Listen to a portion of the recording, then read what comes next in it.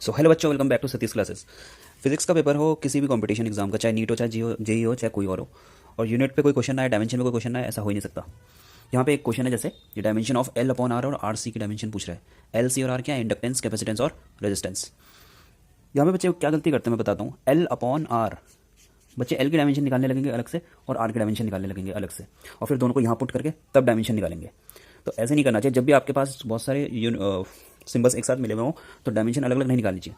Dimension के बदले उनका फॉर्मूला निकालना चाहिए। ठीक है, तो क्या कर सकते हैं, एल कहाँ से आ सकता है?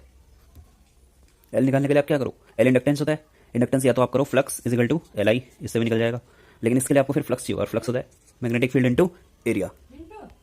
लेकिन अगर आप फ्लक्स से निकालेंगे तो आपको फ्लक्स क्या होता है? Magnetic field into area. तो मैग्नेटिक फील्ड निकालना पड़ जाएगा, इसकी डायमेंशन निकालनी पड़ जाएगी। ठीक है, इससे बढ़िया आप एक और तरीका अपना सकते हैं कि फेरेडे लॉ लो। फेरेडे लॉ में E equal to minus L D I by D T आता है। यहाँ से एल निकाल सकते हैं। यहाँ से एल क्या होगा? ई upon minus D I by D T. ठीक है, ई तो वोल्टेज है, वोल्टेज को क्या लिख सकते हैं? ई को वोल्टेज लिख सकते हैं वी। ठीक है, और D I by D T को डी आई, और डी टी को ऊपर भेज दो। हमें तो डायमेंशन से मतलब है, तो वी को वी रहने दो, इसको आई रहने दो, और इसको टी लिख लो। ठीक है, और यहाँ पे आर को क्या लिख सकते हैं? ओम्स लॉ लगा लो। ओम्स लॉ क्या होता है? V equal to I R. तो आई आर क्या होगा? वी अपॉन आई।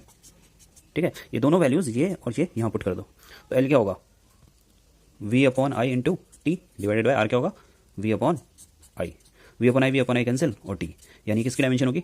टाइम की। अच्छा, ऐसे तुम आर सी की डायमेंशन भी चेक कर सकते हो। आर सी में क्या होगा? Are into C. आर क्या होगा? ओम्स लॉ से ले आओ, V equal to I R फिर से, तो आर क्या होगा? V upon I. और सी क्या है? कैपेसिटेंस। कैपेसिटेंस क्या होता है? Q upon V. तो इसके बदले क्या लिख सकते हैं? Q upon V. ठीक है, वी से वी कैंसिल हो गया, और Q upon V I. I को तुम क्या लिख सकते हो? Q by T. Q upon T, Q से क्यू कैंसिल हो गया, और फिर से ये टी, यानी दोनों बार ये डायमेंशन किसकी आएगी? टाइम की, यानी ऑप्शन नंबर ए। ठीक है, तो ऐसी इन्फॉर्मेशन के लिए आप सतीश क्लासेस से जुड़े रहिए। Thank you class. तो फिजिक्स में डायमेंशन, यूनिट्स और फॉर्मूलाज, इन पर अच्छी पकड़ होनी चाहिए, तब जाके आप कर सकते हैं, और ये इजीली हो भी सकता है अगर आप फॉर्मूलोज के अंदर फॉर्मूला डाल करके नए फॉर्मूला बनाना सीख जाएं तो, जैसे इस क्वेश्चन में हमने किया है। ठीक है, बगैर कि सीधा डायमेंशन निकालने के बदले हमने फॉर्मूला के अंदर फॉर्मूला डाल के डायमेंशन ही बना दी। नहीं, थैंक यू क्लास।